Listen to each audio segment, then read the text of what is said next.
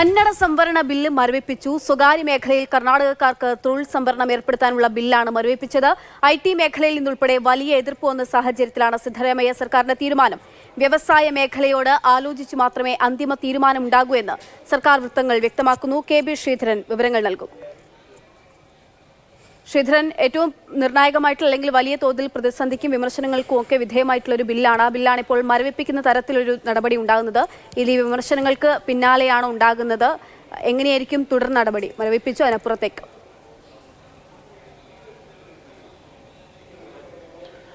അക്ഷയ, ഇപ്പോഴാണ് സിദ്ധരാമയ്യ സർക്കാരിന്റെ ഔദ്യോഗിക വാർത്താക്കുറിപ്പ് വന്നത്. താൽക്കാലികമായി ഈ കന്നഡ സംവരണ ബില്ല് മരവിപ്പിക്കുന്നു എന്നുള്ളതാണ് വാർത്താക്കുറിപ്പിൽ പറയുന്നത്. മുഖ്യമന്ത്രി അദ്ദേഹത്തിന്റെ ഔദ്യോഗിക എക്സ് ഹാൻഡിലും ഈ വിവരം പങ്കുവച്ചിട്ടുണ്ട്.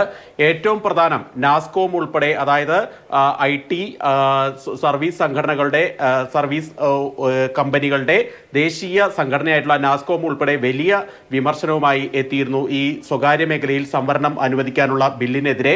ഇതിന്റെ കൂടി പശ്ചാത്തലത്തിലാണ് ഇപ്പോഴത്തെ തീരുമാനം. പ്രത്യേകിച്ച് ഈ IT മേഖലയിൽ നിന്ന് വലിയ വിമർശനമാണ് ഇതിനെതിരെ ഉയർന്നത്. മോഹൻദാസ് പയ്യെ പോലുള്ള ഉന്നത ബിസിനസ്മാൻമാർ ഉൾപ്പെടെയുള്ള ആളുകളൊക്കെ ഇതിനെതിരെ രാവിലെ തന്നെ രംഗത്ത് വന്നിരുന്നു.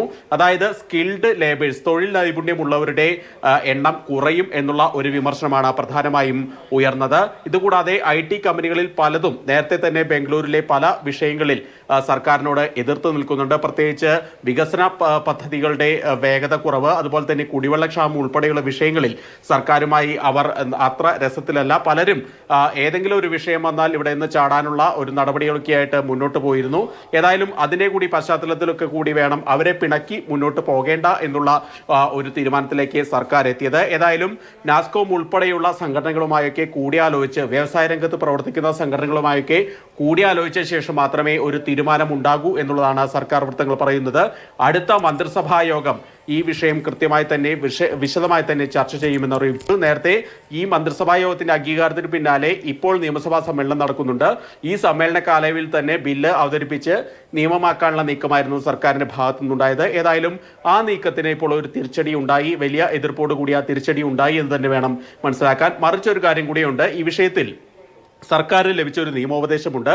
അതായത് ഈ ജന്മം കൊണ്ട് സംവരണം, അല്ലെങ്കിൽ ഒരാൾ ഇന്ന സ്ഥലത്ത് ജനിച്ചു എന്നതുകൊണ്ട് തന്നെ അതിന് സംവരണത്തിന് അർഹതയില്ല എന്നുള്ള, അത് ഭരണഘടനാ വിരുദ്ധമാണ് എന്നുള്ള ഒരു നിയമോപദേശം കൂടി സർക്കാരിന് ലഭിച്ചിട്ടുണ്ട്. നേരത്തെ ഹരിയാന സർക്കാർ 75% സംവരണം നടപ്പാക്കാനുള്ള നീക്കമൊക്കെ നടത്തിയിരുന്നു. അന്ന് അത് കോടതിയിൽ ഉൾപ്പെടെ ചോദ്യം ചെയ്യപ്പെട്ടിരുന്നു. അത് പിന്നീട് നടപ്പാകാതെ പോയി. സമാനമായിട്ടുള്ള ഒരു ഗതിയിലേക്ക് കർണാടക സർക്കാരിന്റെ തീരുമാനം ഒരുപക്ഷെ പോകുമായിരുന്നു. അത് ഒഴിവാക്കുന്നതിനുള്ള ഒരു നീക്കമാണ് ഇപ്പോൾ സർക്കാരിന്റെ ഭാഗത്തുനിന്ന് ഉണ്ടായിട്ടുള്ളത്. ഏതായാലും തിരക്ക് പിടിച്ചുള്ള ഒരു നീക്കം, ചർച്ചകൾക്കൊടുവിലാണ് ഇപ്പോൾ ഈ ബില്ല് മരവിപ്പിക്കാനുള്ള തീരുമാനം ഉണ്ടായിരിക്കുന്നത്. മറ്റൊരു കാര്യം കൂടി ശ്രദ്ധിക്കണം. തൊട്ട് അയൽ സംസ്ഥാനങ്ങളായിട്ടുള്ള ആന്ധ്രാപ്രദേശ്, തെലങ്കാന ഉൾപ്പെടെ, കേരളം ഉൾപ്പെടെ ഈ IT കമ്പനികളെ അവിടങ്ങളിലേക്ക് ക്ഷണിച്ചുകൊണ്ടുള്ള ഒരു ട്വീറ്റ് അവിടുത്തെ മന്ത്രിമാരുടെ ഭാഗത്തുണ്ടായി. ഏറ്റവും പ്രധാനം നാരാ ലോകേഷിന്റെ, ആന്ധ്രാപ്രദേശിലെ IT ചുമതലയുള്ള മന്ത്രി, TDP നേതാവ് കൂടിയായിട്ടുള്ള നാരാ ലോകേഷിന്റെ ട്വീറ്റാണ്. വിശാഖപട്ടണത്തേക്ക് IT കമ്പനികളെ ക്ഷണിച്ചുകൊണ്ടുള്ളൊരു ട്വീറ്റ് നാരാ ലോകേഷിന്റെ ഭാഗത്തുനിന്ന് വന്നു. നമ്മുടെ വ്യവസായ മന്ത്രി P രാജീവും സമാനമായിട്ടുള്ളൊരു ട്വീറ്റ് അല്ലെങ്കിൽ ഒരു പ്രതികരണം നടത്തിയിരുന്നു. ഇതിന്റെയൊക്കെ കൂടി പശ്ചാത്തലത്തിൽ വേണം ഇങ്ങനൊരു പുനർവിചിന്തനത്തിലേക്ക് സിദ്ധരാമയ്യ സർക്കാർ പോയതെന്ന് വേണം. പുനർവിചിന്തനത്തിന് ഇത്തരത്തിൽ വിമർശനങ്ങളൊക്കെ ഉണ്ടാകുന്ന ഒരു സാഹചര്യത്തിൽ തയ്യാറാകുന്നു എന്ന് തന്നെയാണ് വലിയ കാര്യം.